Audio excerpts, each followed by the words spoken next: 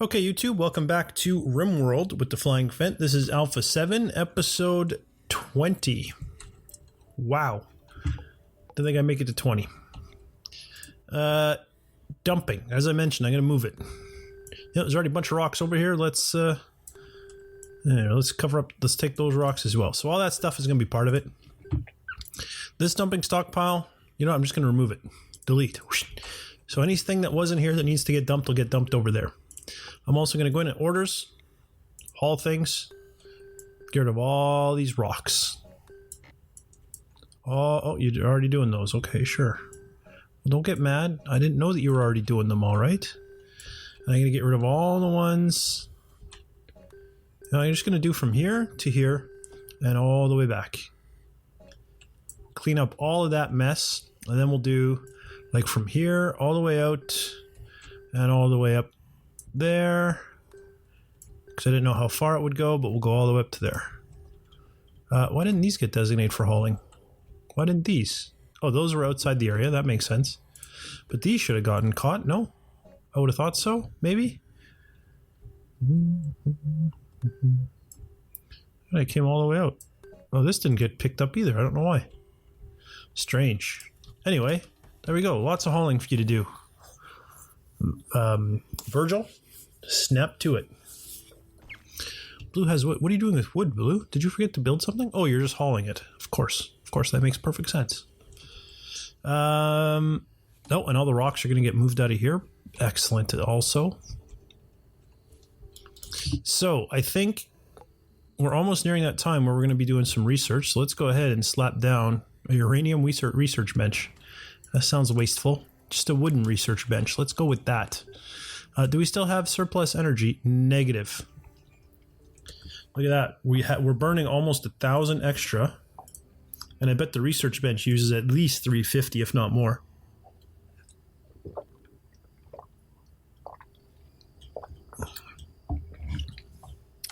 What are these things that are on it anyway? It looks like a monitor. I have no idea what these things are supposed to be. So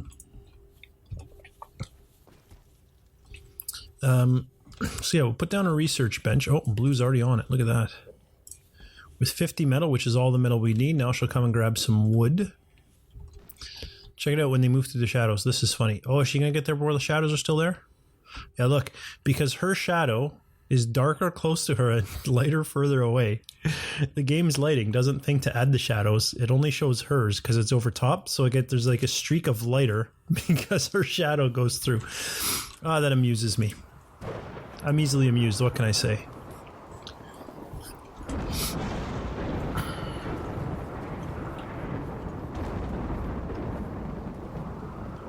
There we go. So the research bench has been built. What is this stuff? I have no idea what any of that is. In any case, what are we going to start with? Stone cutting. Absolutely. I think will be the first thing. I have never successfully researched anything. In my personal game that I played, I died, by the way. I don't even think I lived this long, but I played on Cassandra Classic too. I went for woodcutting and I never made it. Enemies showed up with something about, oh, they're going to siege you, and I was like, oh, let them siege me. I don't care. Just sitting here forever in my own little... I had like dug out a thing into a cave. I was like, I'll sit here in my cave. I don't care.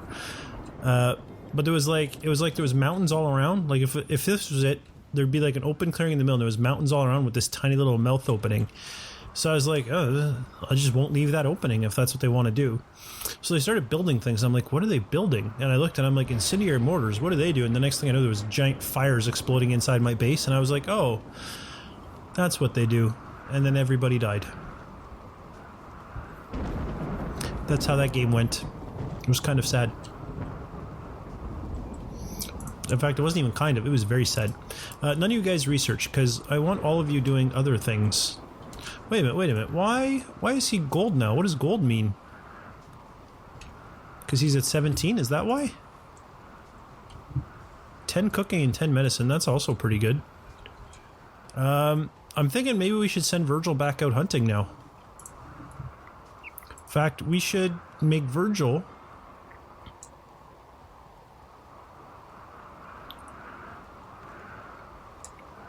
and blue essentially the same there. Constructing, repairing.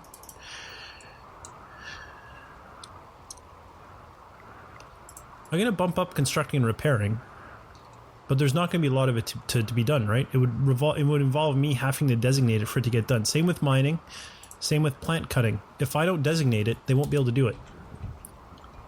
So this way, they should go hunting, both of them, and thereby improve their shooting skills. Get better at the pew-pew. It does mean a lot of this hauling's not going to get done, all these rocks. No, that will get done first. That's fine. I'm okay with that. It's going to take a while to haul all those rocks, but once they're hauled, well, you know, that'll be it. And in that same vein, let's make room for the rocks by chopping all of this stuff. Removing whatever trees we can. That's something that Snow will do, because he's got no meals to cook. I guess he has one to cook. And he's done all of his growing. So Blue's on the hauling. Virgil's on the hauling. Might not be a bad idea either to put up our orbital beacon. And I think a good spot for it would probably be like right here. Where it's or maybe even here. This might be better. I think this is the spot it's going to go. And what I'm going to do is I'm going to put it down. I'm going to put the beacon down.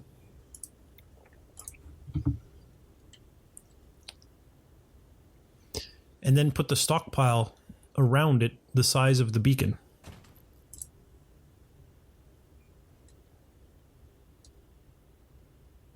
Right, so it goes where? To one up from there. So let's go ahead then and go zone, stockpile, and it is 1, 2, 3, 4, 5, 6, 7.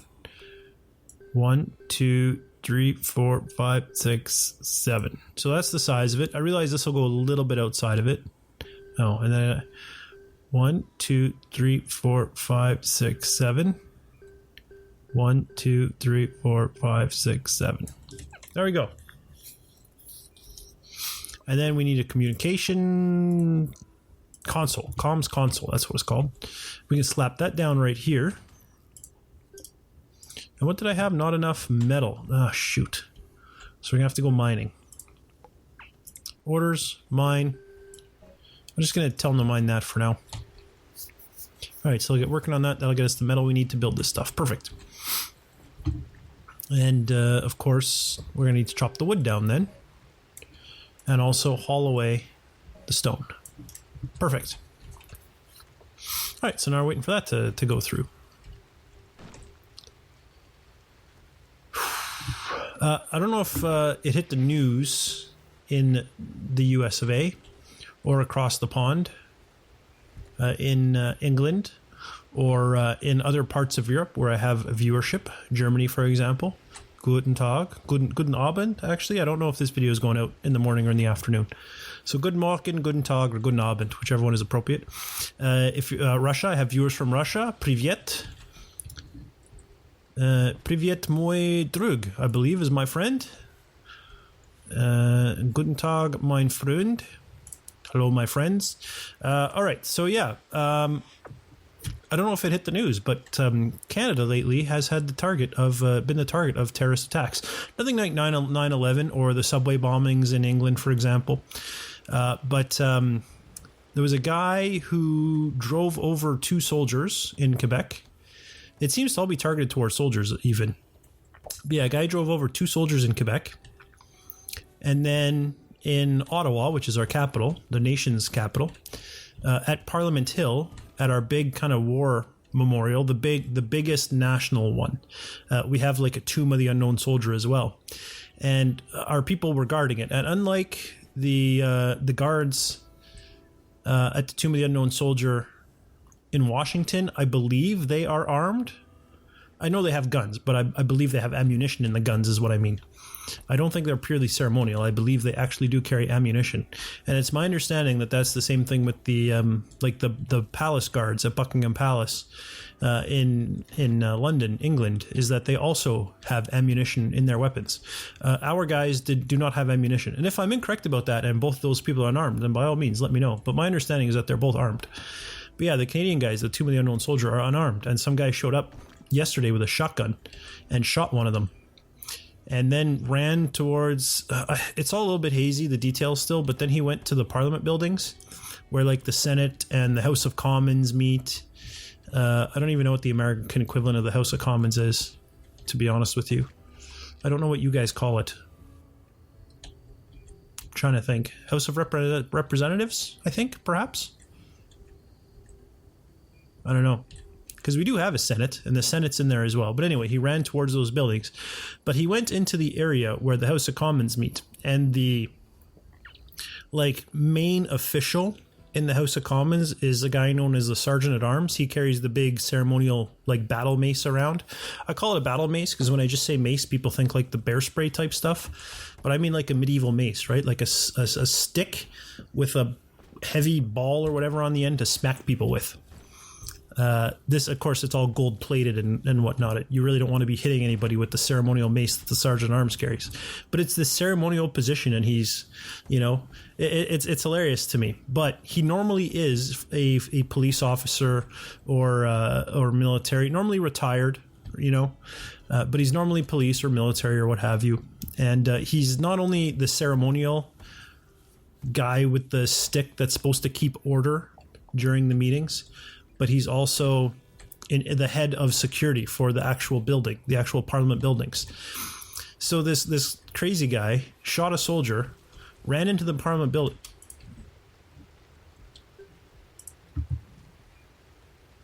Oh, I forgot to... I wanted this to just be silver, because this is just going to be for trade. I forgot about that.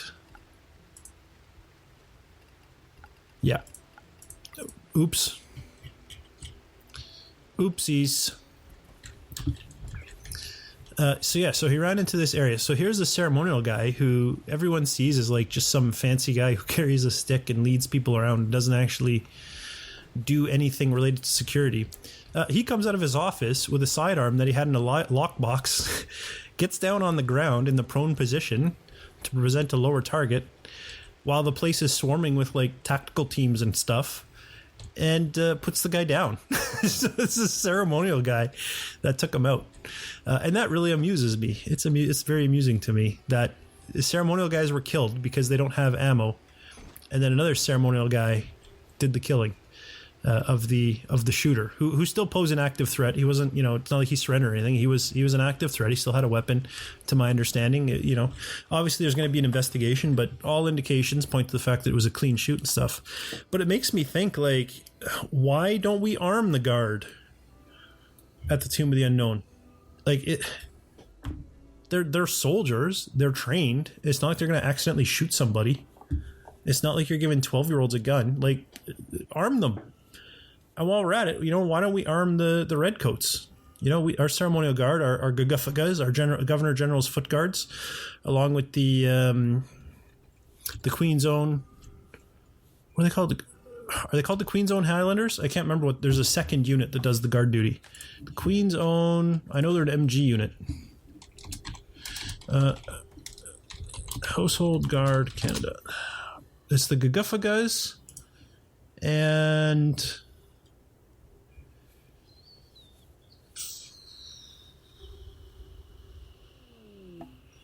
it doesn't actually list them on the Wikipedia website. Well, that's kind of sad. But there's also the horse guards, but of course they're not on foot, so that's a different thing altogether. There's the is it the Grenadier Guards? No, it's not the Grenadier Guards.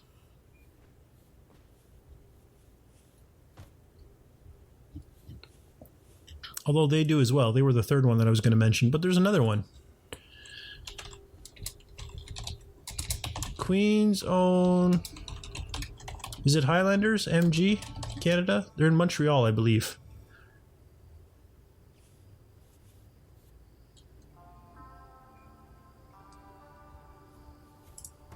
The Cameron Highlanders of Ottawa, MG? I don't think that's right. Because I'm pretty sure they're not based in Ottawa.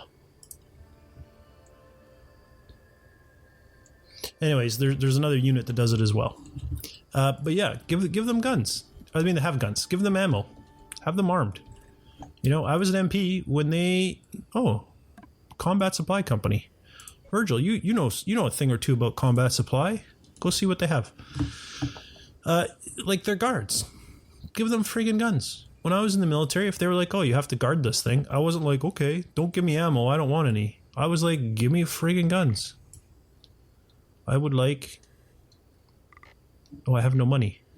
I have no... My silver has not been deposited there yet. I have nothing to buy with. But I would love to buy some medicine. Especially if it's going to tell me it's cheap. Ooh, an R4 charge rifle. What's that? Only 14 damage? That's not fantastic. What about the Pila? How does it do? 30 damage. That's much better. Construction Neurotrainer. What? A one-use nanotech trainer device. Neurotrainer is intended to insert in the orbit of the eye and releases nanomachines, quickly improving their skills in a specific area. Wow! That's expensive, though. So I really need hauling. Yeah, when I was in the military, you know, more than once they were like, oh, your job is to guard this airplane that's coming in that is the Prime Minister's airplane or whatever. You know, and at other times it would be different things. Like, you know, we guarded various aircrafts. We also guarded various buildings and whatnot. They were, you know, if they'd have been like, do it without a gun, I would have been like, screw you. I can't guard something without a gun.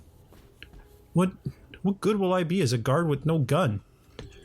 They never once asked me to do it. And I wouldn't have. Well, I guess I would have had no choice. I wasn't the boss.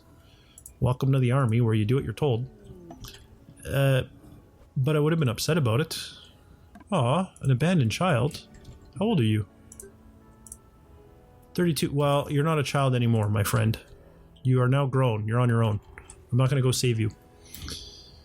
But yeah, like, give these guys ammunition. Don't give them, I don't think the weapons are ceremonial weapons. I think they're real weapons. But give them ammunition. For crying out loud. They're supposed to be guarding. You can't guard without a gun. It's ridiculous to me that when I found out that these guys weren't armed. I mean, I suppose they had bayonets, but come on. What are you going to do? A guy has a shotgun, you have a bayonet. There's not much you can do there. That's bad news. I don't care. Even a Marine couldn't make that work, and those guys are crazy. Crazy good at shooting things and killing people and stabbing things.